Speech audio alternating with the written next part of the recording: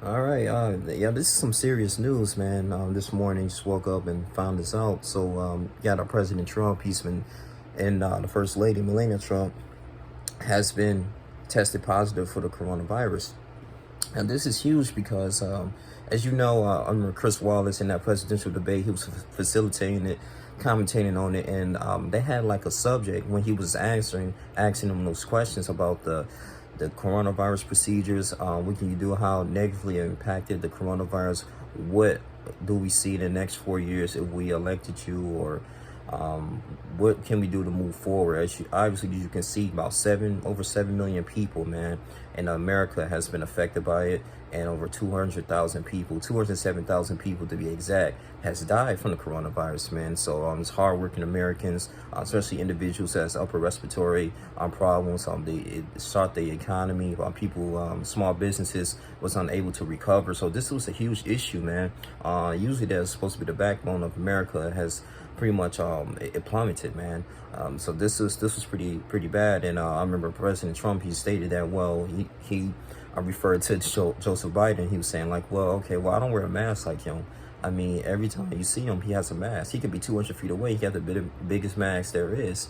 And, when you hear these statements, you're thinking like, man, is you really taking it serious, man? Because, I mean, even if you knew that, it's information, he was getting criticized that, oh, he knew that coronavirus was going to happen way back in February. I think Joseph Biden said that, and he didn't really warn the American people. So therefore, we were blindsided by this.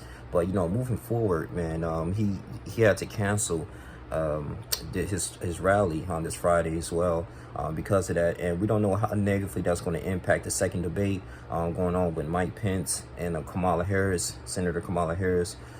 So Mike Pompeo, who's the Secretary of State, he's just landed in Croatia with his wife, man, and he tested negative, this Friday morning. So he hasn't seen the president since September 15th. So his prayers is, thoughts and prayers is for him. But, this is crazy, though, because I'm thinking like, man, you kind of made a statement about, the coronavirus mask, and I don't know if he was really taking that much serious, though. But at the same time, man, now he has it. And, the leader of this nation has the coronavirus. So, I mean, it's something that's not really good, man. I don't know how we're gonna do moving forward. I mean, especially close to election time, and you don't want anything to happen. So this is really big. This is really huge. So hopefully it's just like he have a speedy recovery. I know he's in the 70s. I don't know how healthy he is, and also to his wife. I think she's like in her 50s or 60s. But this is gonna be something. Yeah, this is gonna be something newsworthy, man. Moving forward, this could be just a little test. It could be misdiagnosed. We don't know, but I'm thinking too, man. Are they gonna really start pushing out for vaccines too? Because there's a lot of important people that's really getting contracting this disease. So as I'm traveling right now, man, going back home, always wear a mask. Get your airborne, get your vitamin C up, man. It's a lot that goes on, and it can be many things, just touching things, traveling everywhere, shaking hands and meeting with different individuals, even doing your social distancing, because he was doing that in the presidential debate, but I don't know if he was doing it offline. You can easily contract it. I mean, it's fomites everywhere when you're touching things, surfaces, things in your mouth. It's so many things that consists of, you easily contracting this virus, man. So but I will say that the death rate has been low. I will say as compared to when it reached its peak back in like March, April, earlier this year. But seeing this, man, I don't know what to look for in this particular moment. There's a lot of people still undecided here going on from that presidential debate, man, as they really didn't too much address too many issues. As you can see, Chris Wallace was getting frustrated because they wasn't staying on topic. They was pretty much busy insulting each other and on a lot of things, man. So I really thought that he was going to really go into detail about the Platinum Black America plan, on the $500 billion loan for Black Americans, but that did not go as well. So I mean, it was a lot of frustration going on.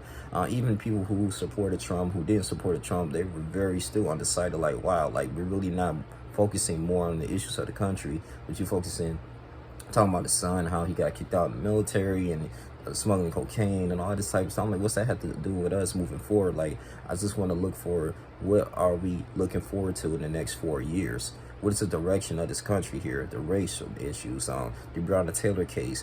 Is there a biasism against, between blacks and whites in the justice system?